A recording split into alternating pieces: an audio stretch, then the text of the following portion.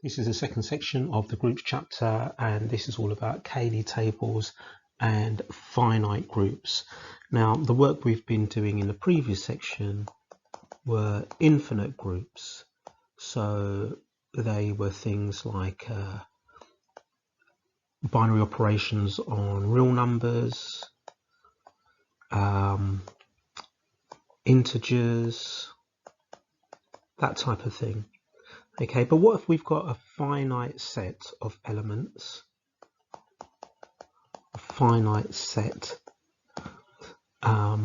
and we want to show all the results of all the binary operations on a finite set of elements. So let me just define a set here, and let's say that A, B, C, D, just those four elements there is my finite set. I can show all the results of all of the binary operations in what we call a Cayley table. So a Cayley table shows all of the results of a binary operation. And let's say that binary operation is represented by this little asterisk here. So what does it look like? Okay, so let's draw a Cayley table. So let's say we've got some sort of binary operation, and we've got a set that's got the elements A, B, C, and D. And I'll write A, B, C, and D down at the bottom. First of all, when we combine the elements, the elements that are in the top row, we do first. The elements in the column, we do second. So if I were working this out, now I'm just going to make some stuff up to go in this table. It may not necessarily mean anything at the moment. So I've completed this table, I've just filled it in. So if I picked element at random, so if I pick this element here, what this means is if I do a binary operation on B and A, because A is at the side, so B is first, A is second, that is equal to D. If I were to pick a different one, I don't know, this element here, that's probably not the best one, but I'll do that. C with C, that gives me C. Now this could be actually written as C squared when you combine an element with itself. Let's pick a different one. So let's say I have this element here. So this tells me that A combined with C is A. Now the order matters. So what we have in the heading we do first, what we have in the column we do second. So AC, which is A, may not necessarily be the same as CA. It is in this case, but it's not always the same. Now, once we've filled in a Cayley table, we can use it to decide if something is a group. Now, to decide if something is a group, the first thing we're looking for is there closure? Is the group closed? Now, we can tell that by looking at the elements in the Cayley table. Are there any elements in the Cayley table that are not in the headings? If there are, it's not a group. But here I can see that the only elements in the table are the actual original elements in the set, so it's closed. So if a Cayley table contains only the elements in the original set, then the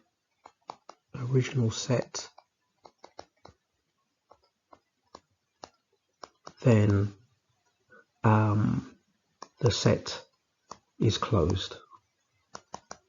In this case, in my example here, the set is closed. So that's the first thing we're looking for, closure. The second thing we're looking for in a group is there an identity element? Is there an identity? Now, how do we know if there's an identity? Well, an identity leaves the original elements unchanged. Now I've got elements A, B, C, D here. Now if I go down to this row, can you see A, B, C, D? These elements have been unchanged. Now why are they unchanged? Because they've been combined with C. So I know that any element combined with C doesn't change them. So C is an identity that way, but it needs to work the other way as well. In other words, if I combine any of these elements with C, do they remain unchanged? No, they don't. So in this case, C would be the identity. And a way that we could tell that is that the heading rows, we look for the heading rows or the column row here in the table. That will tell you what the identity is. Okay, so the identity element is the element that leaves the heading row and column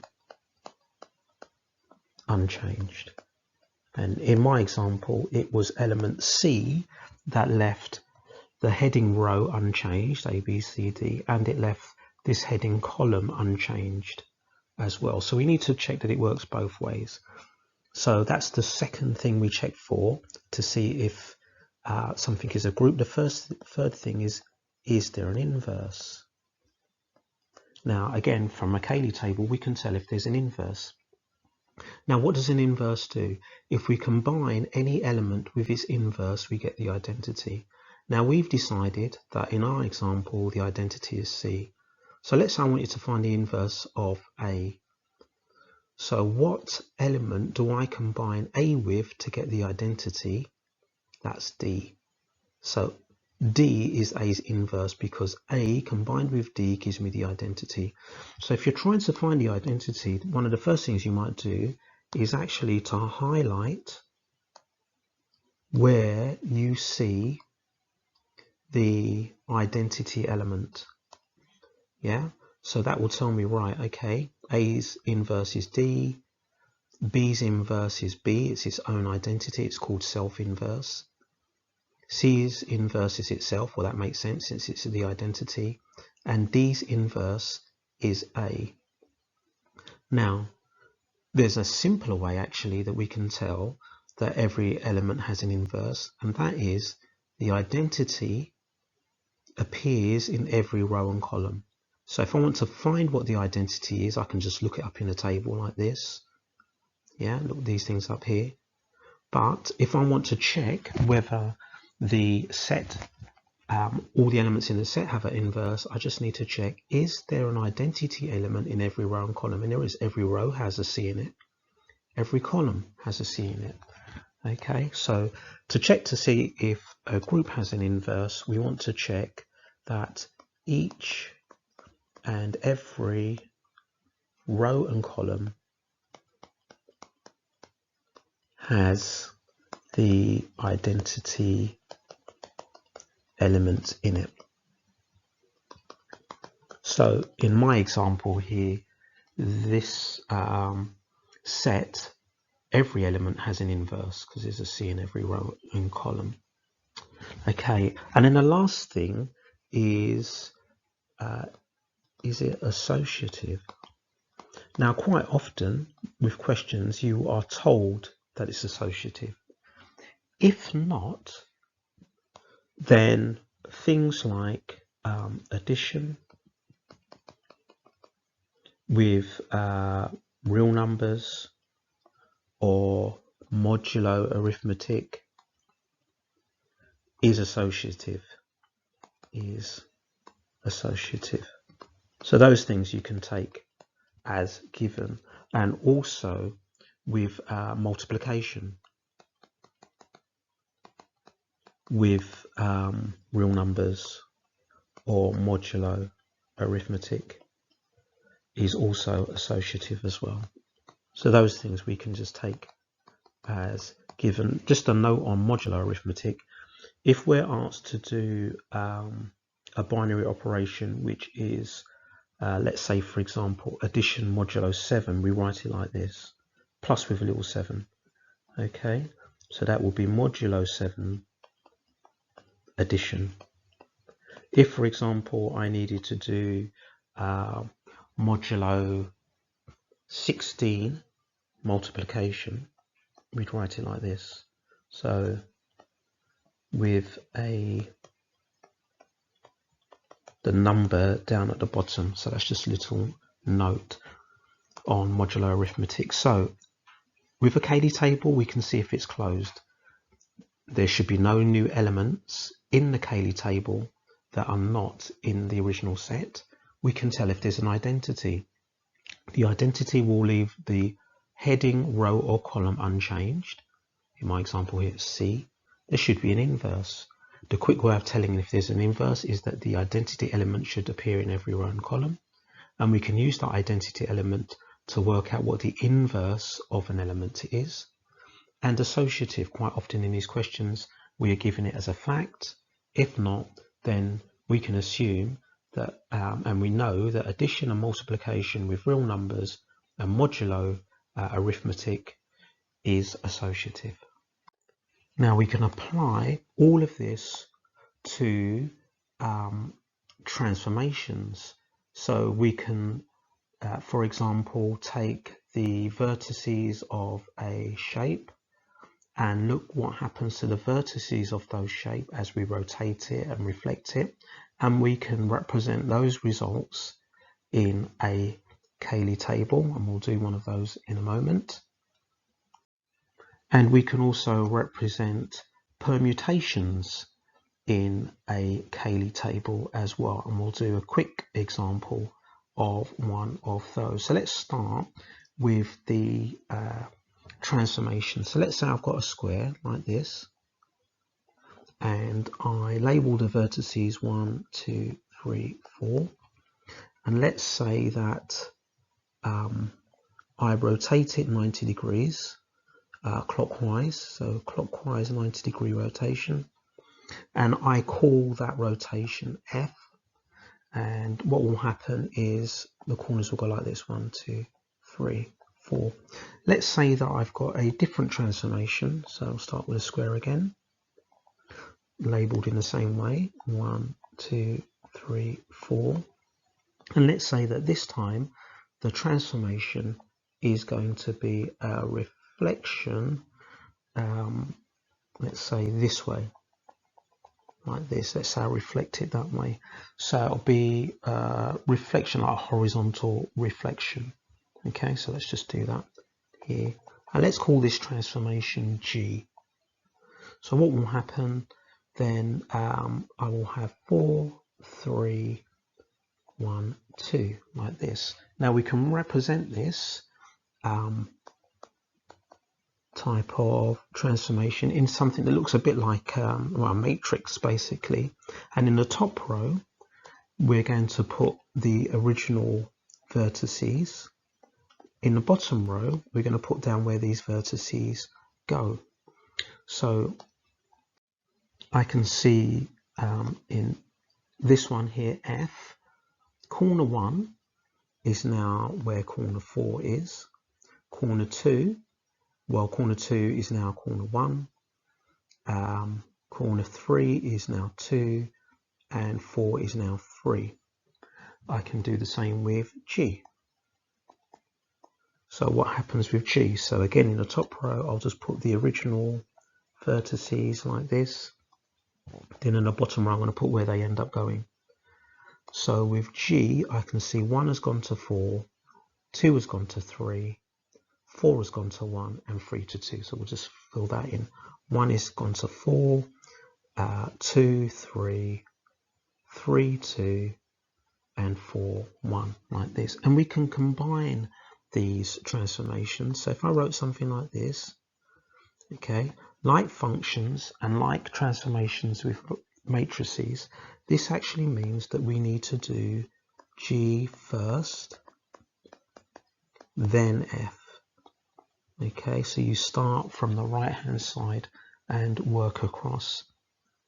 So I can combine these two little matrices here and say, okay, what's the combined effect of both of them? If I start with my original square like this, what are these two combined things going to do?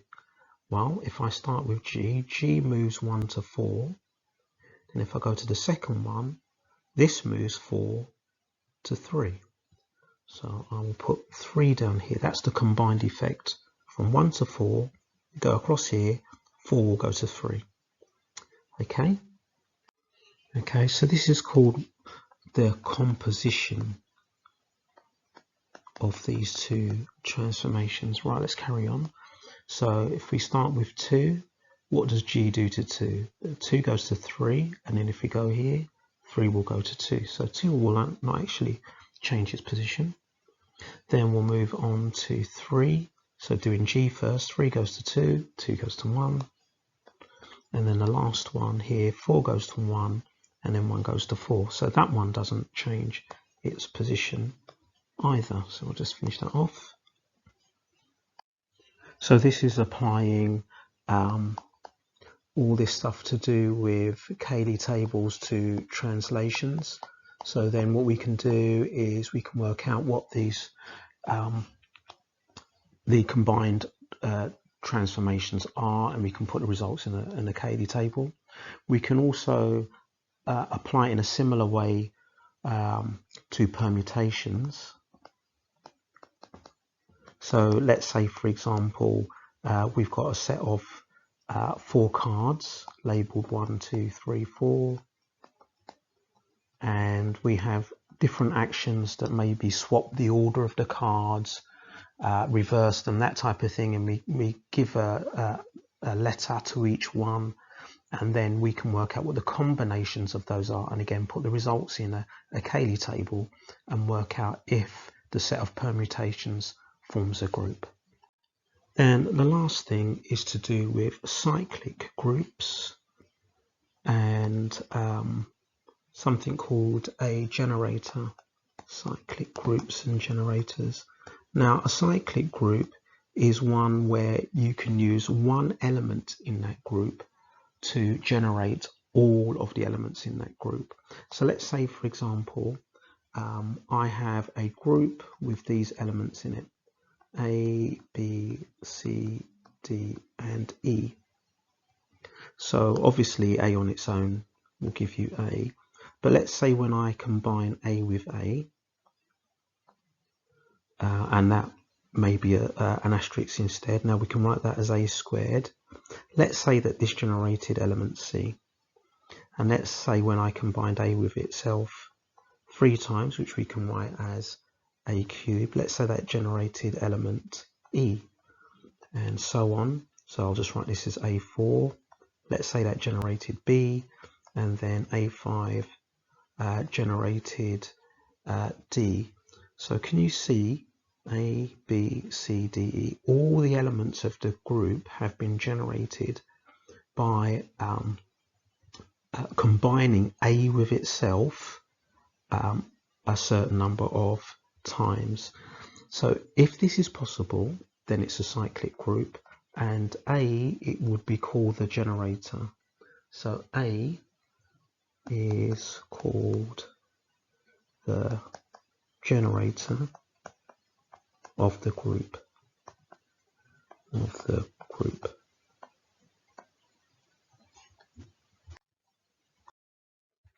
Okay, so we've got this set here. It's got these 4 elements in it, where I squared is -1, so I is the imaginary number, the square root of -1, and it forms a group under multiplication. So we're already told it's a group. Okay, and we want to draw a Cayley table. Right, so, and this is under multiplication, so my symbol in this corner is going to be X, and the elements in the group are 1, -1, I, -I. I'll do the same here, 1, -1, I, -I, and then all I need to do in the table is to fill in what are the results after I multiply. So let's just put these in, and we should already know about complex numbers or imaginary numbers, so this shouldn't be a problem filling this in.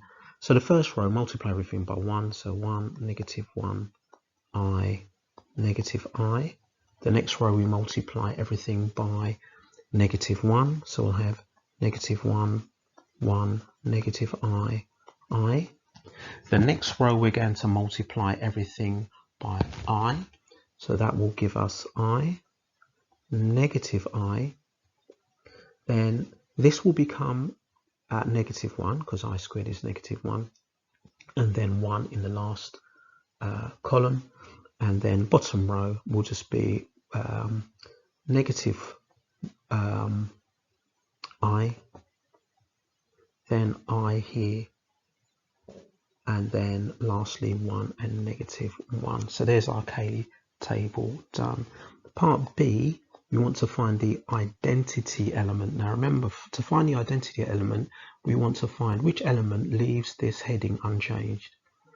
Well, when I combine each one of these elements with 1, they remain unchanged, but it must work in the other direction. So what element leaves these unchanged? Again, it's still 1. So the identity element is 1, yeah, because it leaves that heading row and that heading column unchanged. Part 2, the inverse of I. Right, now to find the inverse, so we're finding the inverse of I, we want to find which element do I combine it with to give me the identity. Now the identity is 1, so what I'm going to do, I'm going to highlight all of the ones. And by highlighting all of the ones, I can see all of the inverses. So the inverse of 1 is 1. The inverse of -1 is -1. So these are both self-inverse. The inverse of I is negative I, which is the answer we're going to write down. And the inverse of negative I is I. So by locating the identity element, we can find the inverse. So the inverse of I is negative I. It also works the other way around. The inverse of I, using it the other way, is negative I. So inverse is negative I. And then third part, the inverse of -1. So we find our -1, we find the identity. So the inverse of -1 is -1, -1. So this is what we call self-inverse, when an element combined with itself gives the identity. Right, so in this question here, we've got a set with 5 elements in it, 0 to 4. Use Cayley table to determine whether S forms a group under addition modulo 5 for the first one. So the way that we write that binary operation is a plus with a little 5 like that. Then we're going to write down the elements like this, and then we'll do the modular arithmetic, which means that once we've added them, we write down the remainder once it's been divided by 5. And it should be fairly easy to do, and quite often with these questions you will see but a pattern, and that will help you fill the table in. Right, so let's add 0 to all of the elements in the top row. So that's going to be 0, 1, 2, 3, 4. Then we add 1 to them, 1, 2, 3, 4. Now you might be tempted to put 5, but because it's modular arithmetic 5, the remainder is 0. And then 2, 3, 4, 0. 2 plus 4 is 6, so remainder 1. So can you see the pattern? We'll just use that to quickly complete the table. So then 0, 1, 2, 3. So be careful not to put 5 in your table. So the first thing, let's have a look at this. Is this group closed? Yes, it is, because the set is the elements 0 to 4, integers 0 to 4, and here are the integers 0 to 4. Okay, so the table contains only the elements in S, so there are no new elements generated. Okay, so closure, next thing we're looking for is an identity. Is there an element that leaves this top heading row and this column unchanged. Well, I can see here this heading is unchanged when we add 0. How about this column here? Again, it's changed with 0, so we must check it in both directions. So 0 is the identity element, so there's an identity. The third thing that we're looking for is an inverse. Is there an inverse? Now remember, the inverse is the element that when we combine it with another element, we get the identity. So let's highlight where the identities are in this table. So 0 here. Yeah, so I can see the inverse of 0 is 0, the inverse of 1 is 4, the inverse of 2 is 3, and so on. Now we don't need to write down what all of these are. All we need to say is that there's an identity element in every row and column. So there's an inverse. Yeah. So we just need to say there is an identity element in every row and column. So that tells us there's an inverse. And the last thing we need to look at is it associative?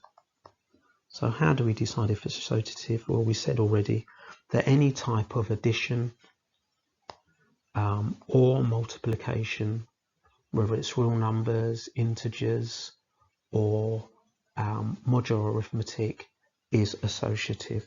Okay, so we can just say that modulo addition is associative.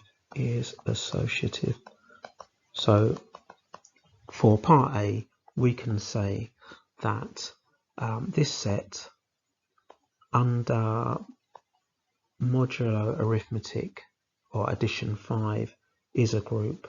Okay, is a group. Right, let's have a look at part B. Now this is modulo multiplication, so it's going to be slightly different. So we'll put our times with a little 5 down here, same elements as before, 0, 1, 2, 3, 4, and 0, 1, 2, 3, 4 down this way. And we will put in these values here, like this. I'll put the lines in first. Right, so let's now work out what we get once we do the multiplication. So first of all, when you multiply everything by 0, you get 0. Multiply everything by 1, well, they don't change, so maybe there's my identity. Then multiply everything by 2. So 2, 4. Next one's going to be 6, remainder 1. Then next one's going to be 8, remainder 3. Then multiply everything by 3. So 3, 6 is going to be remainder 1. 9 is going to be remainder 4. And 12 is going to be remainder 2. And the bottom row is going to be 4. 8 is remainder 3. 12 is remainder 2. And 16 is remainder 1. So is this a group? Well, it's definitely closed. Okay, so the table only contains elements of S, original group, so it's closed. Identity, is there an identity? Is there something that leaves every row and column unchanged? Well, 0, 1, 2, 3, 4 appears here, so 1 is an identity this way. How about combining these elements, doing it the other way around? Again, it's 1. So 1 is the identity. Next, we're looking for inverse. Right, so for there to be an inverse, we want that number 1 in every row and column. So let's have a look. So there's a 1 here. Right, so can you see there is no identity in this column or this row. That's where 0 is. So 0 has no inverse, so this is not going to be a group. It fails at the third test. Okay, so 0 has no inverse. So when we write our conclusion that this set S under multiplication modulo 5 is not a group. Okay, so here we've got a different set with these 4 elements. Determine whether each of the following are groups. You may assume the associative law holds in each case. So we do not need to do that test. So all we need to do are closure, identity, inverse. Okay, so let's start with the multiplication modulo 10 with our 4 elements 1, 3, 7, 9, 1, 3, 7, 9. And what we'll do is we'll multiply these numbers, and once we've multiplied them, we'll write down what the remainder is once it's been divided by 10. So multiply everything by 1, we have 1, 3, 7, 9. Everything's less than 10, so no remainders. Then we have 3, 9. Then 3 times 7 is 21, remainder of 1. 3 times 9 is 27, remainder of 7. Next row is going to be 7. 3 times 7 is 21, remainder of 1. 7 times 7 is 49, remainder of 9. 7 times 9 is 63, remainder 3. And then 9, 27, remainder 7. 7 times 9, then 9 times 9. So there we go. Now we've got a Cayley table. Let's look at closure. I can see it's closed because there's only 1, 3, 7 and 9. The original elements there, there's no new elements. Okay, so the table only contains elements from S. There are no new elements there. Next thing we're going to look for is an identity. So anything that leaves this top row or side column unchanged, and that's the element 1. Yeah, both ways. So we can just say 1 is the identity. The last thing we need to do is inverse. We don't need to do the associative part because we've been told the associative law holds. Right, so what I'm looking for is the identity in every row and column. So if the identity is 1, there we go, it's in every row and it's in every column. So we can say there is an inverse for every element in S, for every element in S, and that's because we have the identity in every row and column. So identity is in every row and column.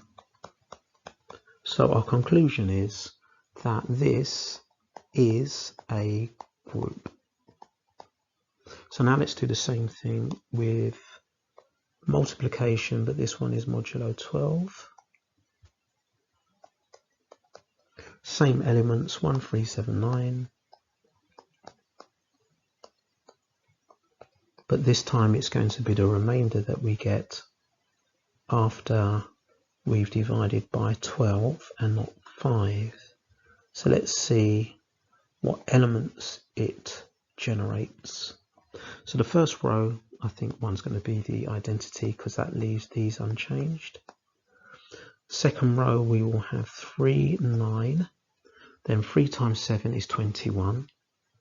That leaves a remainder of 9. And then 3 times 9 is 27. That leaves a remainder of 3. So next row down, 7. 3 times 7 is 21. So a remainder of 9. 7 times 7 is 49. So that leaves a remainder of 1. 7 times 9 is 63, that leaves a remainder of 3. And then 9, 27 is a remainder 3, 63 is a remainder 3, and 9 times 9 is 81. That leaves a remainder 9. Right, okay, so let's go for our tests. Closure, let's start that first. Yeah, it's definitely closed because the original set is 1379. There are no other numbers other than that. So the set is closed, so it passes on that test. Okay, identity. Does every element have, or is there an identity? Well, 1 leaves the heading rows and columns unchanged. So 1 is the identity. Next thing is inverse. So we're looking for the identity in every row and column. So let's have a look to see where the identities are. So here and here only. So that means that 3 does not have an inverse and 9 does not have an inverse because the identity is not there. So it fails on the inverse test. So I could actually say for this that 3 and 9 do not have inverses. So since there are elements in the sets that don't have inverses, this set under multiplication modulo 12 is not a set. Okay, is not a group, not a set, is not a group. Okay, in this question, we're now moving on to permutations, and the numbers here represent these like different cups of different colors, and what we can do, we can swap positions of them, we can cycle them around clockwise or anti-clockwise, and each one is given a letter, so the identity doesn't change the position of the cup. For example, R swaps 1 and 3, and yeah, all these different permutations can be represented by these letters, and we're going to combine them and see what we get. So the first question says we want to combine Q and P. So the way that we'd write this, so we start with P first. Well, we start with the original position. So that's blue, green, yellow. And then we apply P. Remember, you apply the second letter first. What does P do? It swaps the first 2. So these 2 are going to get swapped positions. So now it becomes green, blue, yellow. Then we apply the second permutation Q, and what does Q do? Q will swap 2 and 3, so these 2 will get swapped. Here, let's just sort that arrow out like that. So this will now become G, Y, B, and all we need to look for is, where do I see green, yellow, blue? Green, yellow, blue, there it is. So doing these 2 is the same as doing S. So this equals S. And then for part B, we've got R and then R again. Now we could write this as R squared. So we start with blue, green, yellow. We do R first. We're going to do it to itself twice. So we do R. What does R do? It swaps 1 and 3. So these 2 are going to swap. So now it becomes Y, G, B. Then we do R again. So that's going to swap 1 and 3 again. So basically we get back to where we start. So if we get back to where we start, that's basically the identity, isn't it? And what is the identity? In this question, E represents the identity. Okay, so in this question, I want to show that these permutations here form a group under composition when you basically combine the permutations, and we can assume that there's associativity, so we don't need to work that out. So imagine these represent like cups or cards, and each letter represents a set of permutations of those cups or cards. So since it's a composition, we use like this little circle here, and what we're going to do is we're going to work out what needs to go in this table. EPQR, EPQR. What happens when these elements get combined with each other? Now I can see that the permutation E does not move the positions of each of these, they remain the same. So that's the identity. So we can just fill in this row and column. Whatever we do, whatever we combine with it, it is not going to move those positions. So these can go in straight away. Now we do need to work out the others. So if I want to work out what goes in this cell, I need to combine P with itself. So I need to do this. Right, so I'm going to write it out like this. So we start, all of these start with 1, 2, 3, 4. What does P do? Well, it moves 1 to 3, 2 to 4, 3 to 1, and 4 to 2. Now we need to apply P again. So that 3 that I've got here, so if you apply P again, that 3 is going to go to 1. So 1, that 4 will go to 2, the 1 will go to 3, and the 2 will go to 4. So you can see what we started with 1, 2, 3, 4, and we finished with 1, 2, 3, 4. So this is equal to the identity E. So we can put E here. Right, let's do Q combined with P. That will tell us what goes in here. So Q combined with P. Now let's write it the other way around, because this one we do first, but remember we write it like this. Yeah, so Q first, P second, Q first, P second, so it should be that way around. Right, so 1, 2, 3, 4. Right, let's apply Q first. So Q will move 1 to 4, 2 to 3, 3 to 2, 4 to 1. Then we apply P. P will move 4 to 2, 3 to 1, 2 to 4, and 1 to 3. So 2, 1, 4, 3. Can you see that's the same as R? So R goes here. And let's now combine R with P. So R first, P second. So like this. 1, 2, 3, 4. So R will move 1 to 2, 2 to 1, 3 to 4, 4 to 3. And then if we do P, P will move 2 to 4, 1 to 3, 4 to 2, and 3 to 1. Now if we have a look, which one has 4, 3, 2, 1, that's Q. So this will be Q here.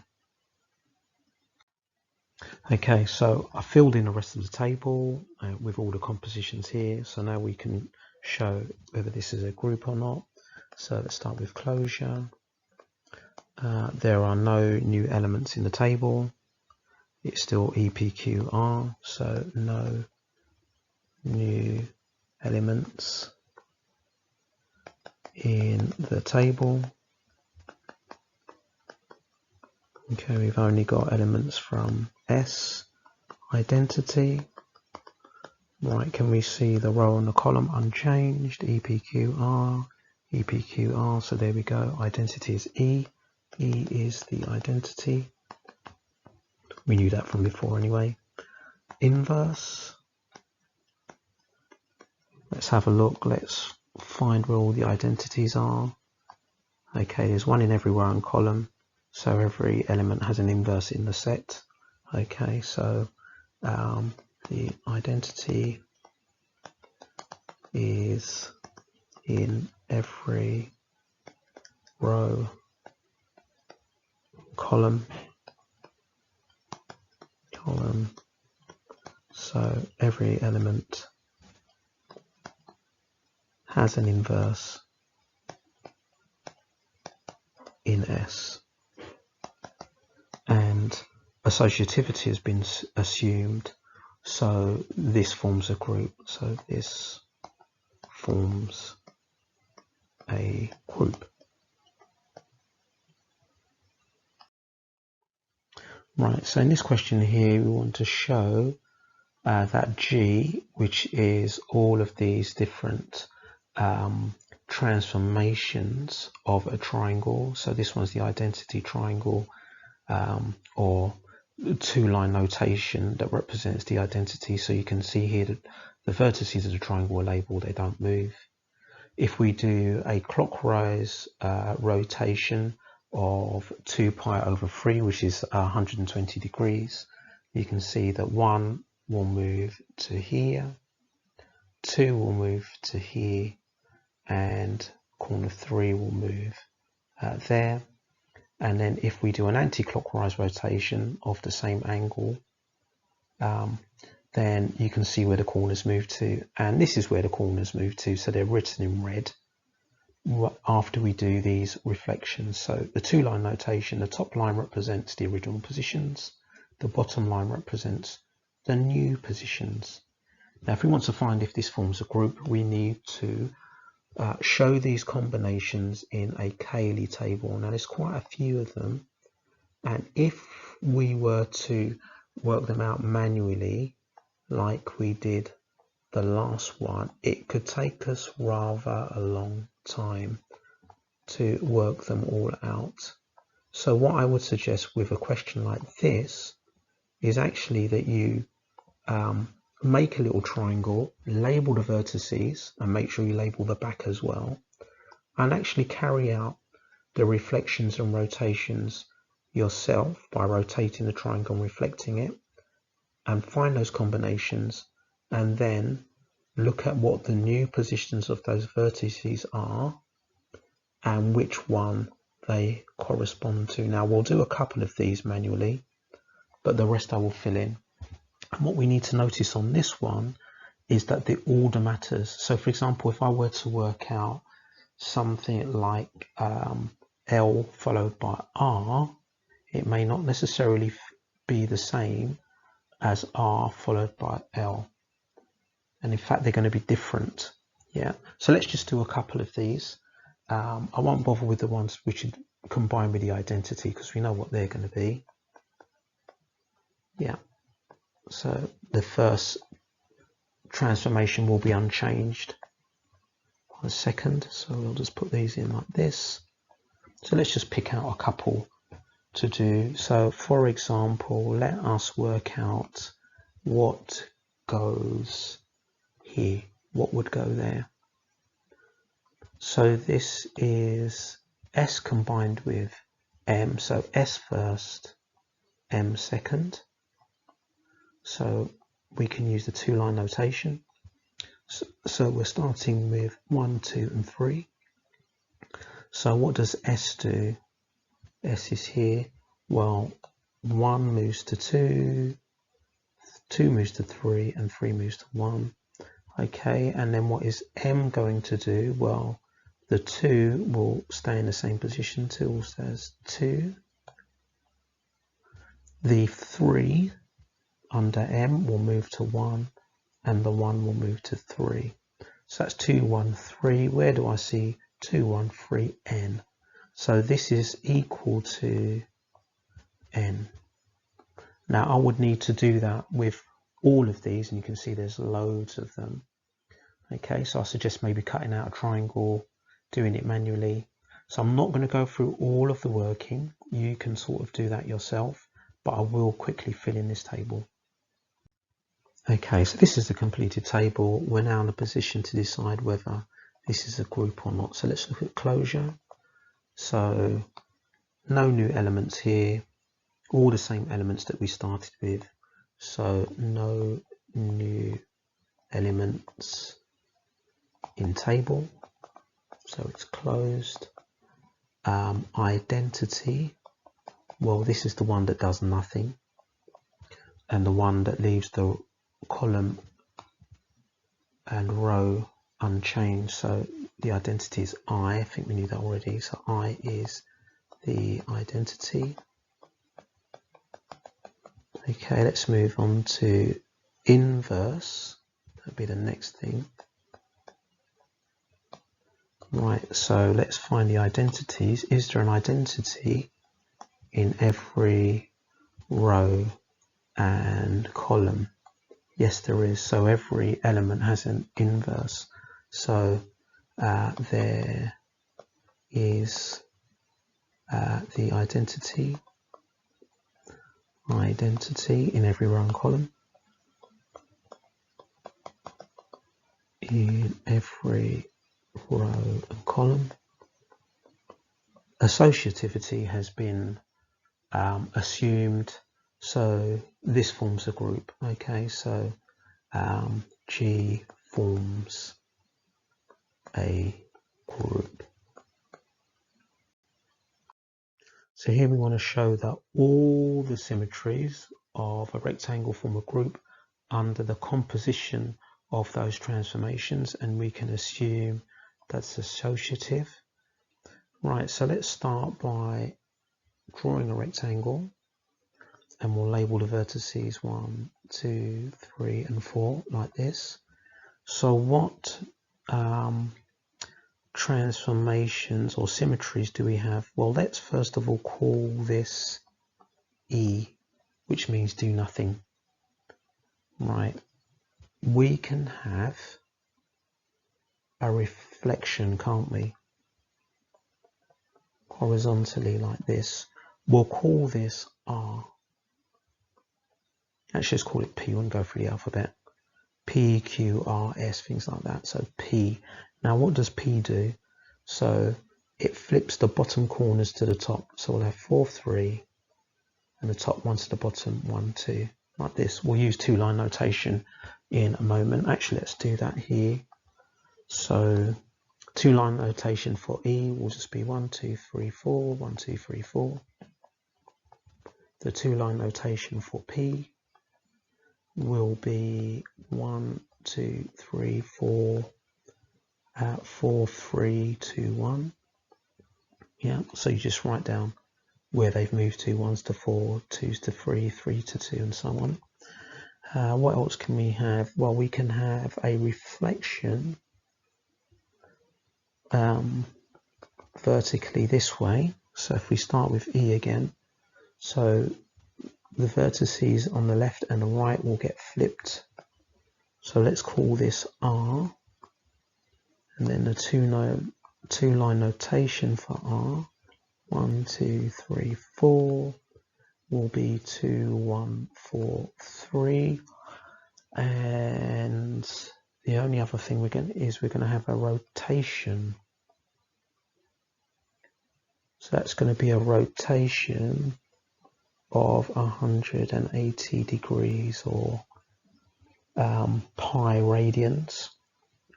So if we rotate 180 degrees, it sort of turns it upside down. So we will have, I'm trying to visualize this. So 1, 2, 3, 4 like this. We'll call this S, and we'll write the two-line notation for S, which will be 1, 2, 3, 4, and then at the bottom 3, 4, 1, 2. So we need to put all of this information in the Cayley table.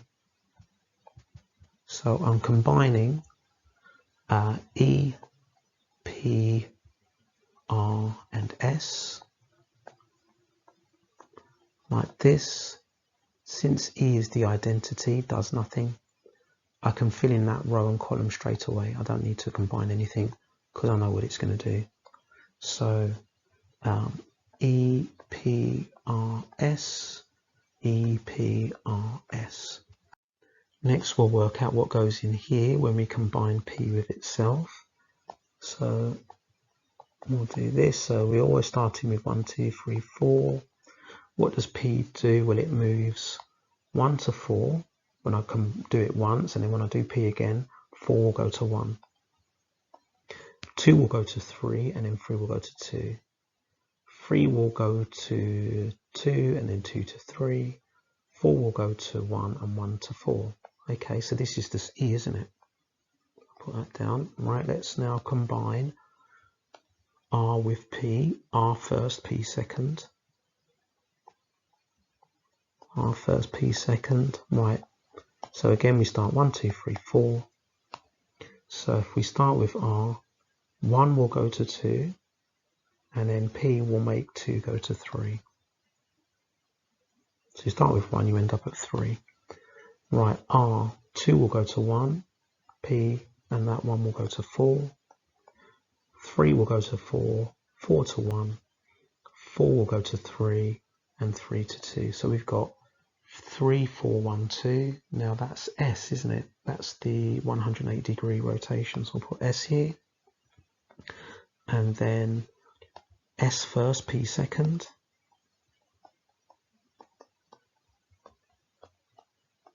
So let's see what happens here.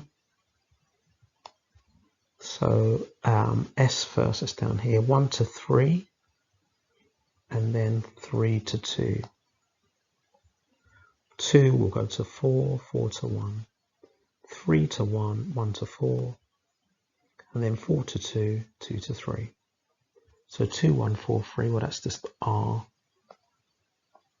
Right, what I'll do is I'll write the rest of the working and then complete the rest of the table. Right, so these are the completed calculations and this is the completed table. So now we can see if it's a group. So let's look at closure. Yes, it's closed.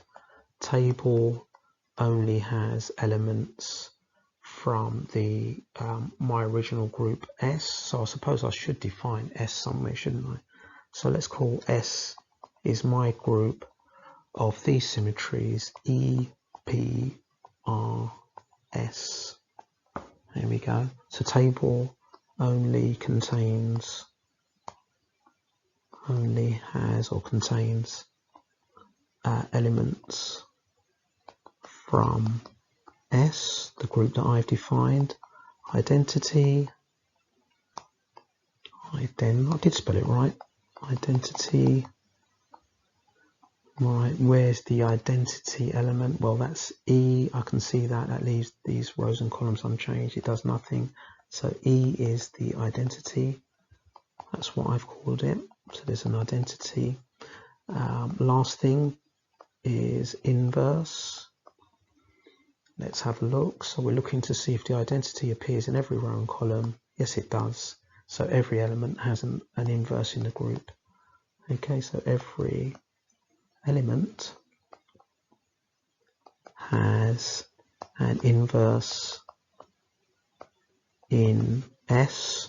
So this forms a group. So is a group. Yeah, because we don't need to test associativity because we've been told we can assume that's true. Okay, so we've got this set here which contains these elements and it's a group under addition modulo 8. So we need to be careful here. And we want to show that 3 is a generator. In other words, can I generate all of these elements by doing repeated addition under modulo 8? Now, when we write a generator, we write it as powers of that number, even though this is saying addition. Now, a little bit of shorthand. When we did modulo work before, if something's modulo 8, then you'd write something like this. So, for example, I would have written something like 50 is equivalent to modulo 8 would be 2, and then I'd write mod 8. Now, to save a bit of time, I can write just like a little 8 down here. It means the same thing. Yeah, so that will save us some working. It's a little bit of shorthand. So we'll start with 3 in mod 8, which is just 3. Now, 3 plus 3 in mod 8, we write as 3 squared. We're combining it with itself. this is under addition. So don't get confused and think 3 squared is 9. This is addition that we're dealing with. And whatever the operation, you still write it as squared, cubed, and so on. Yes, it's probably better to think of it like a power or a combination of an element with itself rather than actually as a power. Right, so that's going to be in mod 8, 3 plus 3 is 6. There's no remainder, so that'd be 6. Okay, so I've generated 3, I've generated 6. Let's keep going. So 3 plus 3 plus 3. We'd write that as 3 to the power of 3. That's 9. So mod 8, that will be 1. Okay, so we've now got the 1. 3 plus 3 plus 3 plus 3. We'd write that as 3 power 4. So that's 12. In mod 8, that will leave a remainder of 4. So we've generated 4. So move on to the next one. So we're adding 5 3's together now, which you'd write as 3 power 5. So 5 3's is 15. That leaves a remainder of 7 in mod 8. So we've generated this number. Now we are adding together 6 3's, which we write as 3 6. In mod 8, let's see, that's 18. That leaves a remainder of 2 in mod 8. So we've now got the 2. So we've now only got to get the 0 and a 5, and we've proved it's a generator. So 1, 2, 3, 4, 5, 6, 7. We write as 3 to the power 7. So that is equivalent to in mod 8. So that's going to be 21. That leaves a remainder of 5. So we've generated that. And then 8 3's now, I think, which is going to be 24.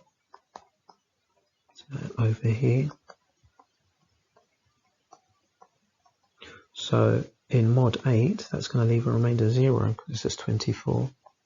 Okay, so since we've now generated all the elements, we can say that 3 is a generator for the group. Okay, so since 3, let's put k for k equals 1 all the way to 8, wasn't it? Let's just write that out. K equals 1, 2, 3, 4, 5, 6, 7, 8. Generates all the elements of S3 is a generator for the group.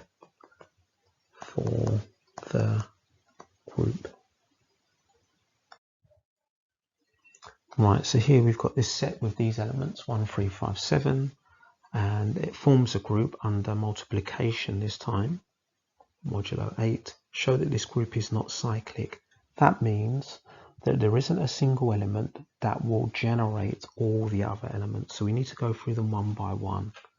Right, so this is almost like a proof by exhaustion in a way. So we start with 1.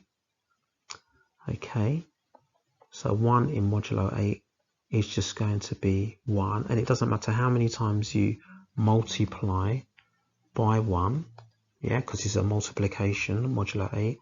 So the next one would be 1 times 1, then 1 times 1 times 1, and so on. So 1 squared, 1 cubed, 1 to any power is only going to generate 1. So only generates 1. Okay, right, let's try 3. Is 3 a generator for the group? Well, 3 will generate 3. Okay, let's try 3 squared, so that means 3 times, actually means 3 times 3 this time, which is 9, so that will generate the 1. Okay, let's try 3 cubed, so that will actually be 3 times 3 times 3, which is 27. That then generates 3. Okay, let's see what happens next. 3 to the power 4, so that will be 3 times 3 times 3 times 3, which is 81, and 1. Right, can you see what's going to happen? The 3 is only going to generate 1 and 3. If I did 3 to the power 5, 243, that's going to have a remainder of 3. Okay, so this one only generates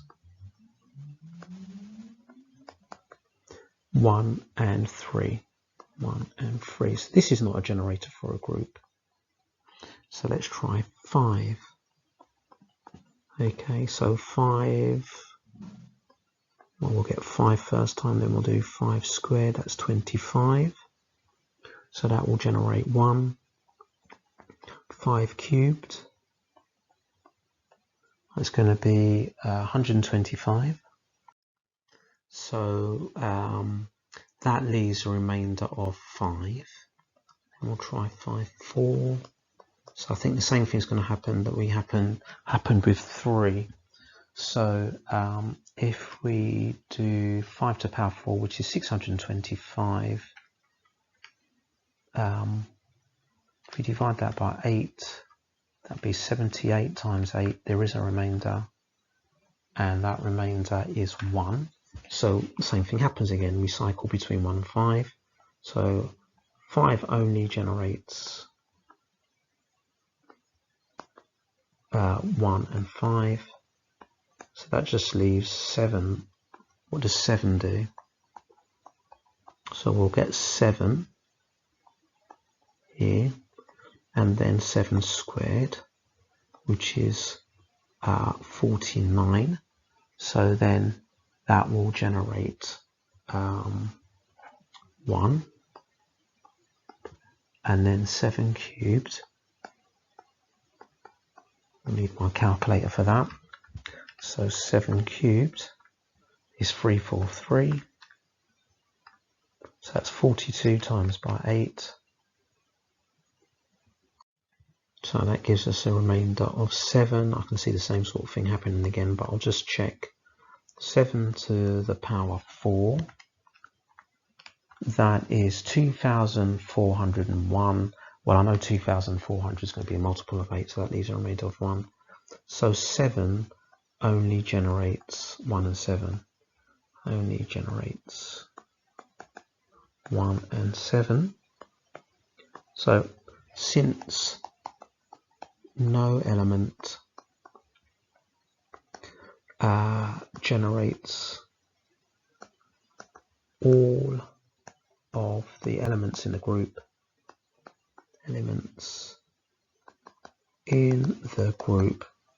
the group is not cyclic. Okay, the group is not cyclic. So you should now be able to do exercise 2b on pages 59 to 63. Quick recap. So we used these Cayley tables, and we were able to use those to decide if something was a group. So we've got some sort of binary operation or combination of different elements. Yeah, and we put the results of those combinations in the table. Okay, so let's say we had a heading that was A, B, C, D, A, B, C, D. We'll know that it's closed if there are no new elements in the table. No new elements. The identity will leave the headings unchanged. So heading unchanged, and you just look for that element that will tell you what the identity is. inverse. Okay, so you just look for the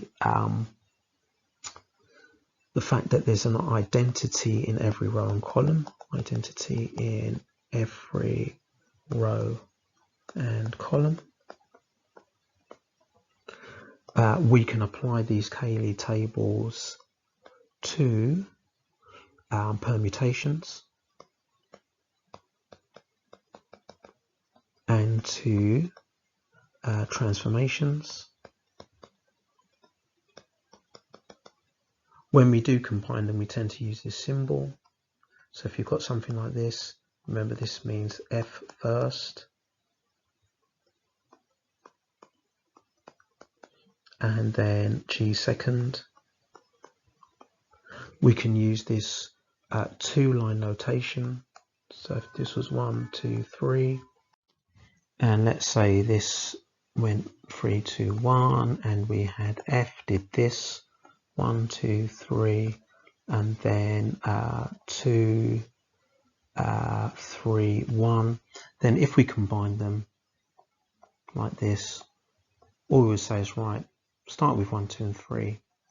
F moves 1 to 2, G moves 2 to 2. F moves 2 to 3, G moves 3 to 1. And F moves 3 to 1 and G moves 1 to 3. Okay, and this might be the same as another permutation or transformation, a different letter that's been defined, and we can use that to fill in the table. Groups are cyclic if they contain a generator. Cyclic groups contain a generator. That is an element that can generate all of the elements in the group, and we write generators like this, so like a squared, a cubed, like this, or it might be a number. But remember, if it's a number and it's modulo, let's say addition, you are not actually cubing the numbers, you are adding the numbers, so just watch out for that.